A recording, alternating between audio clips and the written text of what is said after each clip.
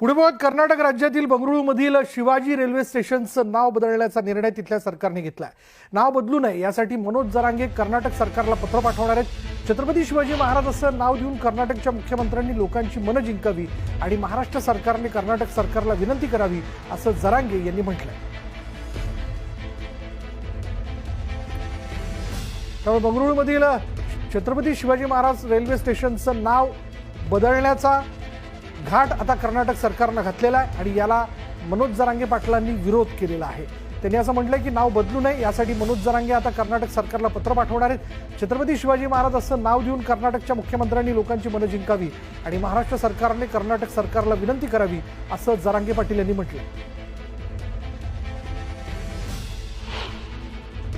शिवाजीनगर स्टेशनचं नाव बदलून सेंट मेरी स्टेशन करणं याचा मी निषेध करतो। एक प्रकारे छत्रपती शिवरायांचा अपमान करण्याचं काम हे कर्नाटकची काँग्रेस सरकार करते, याचं मला दुःख आहे, पण मला याचं नवल वाटत नाही। कारण छत्रपती शिवरायांना अपमानित करण्याची परंपरा ही काँग्रेसमध्ये जवाहरलाल नेहरू पंतप्रधान असतानापासून आहे।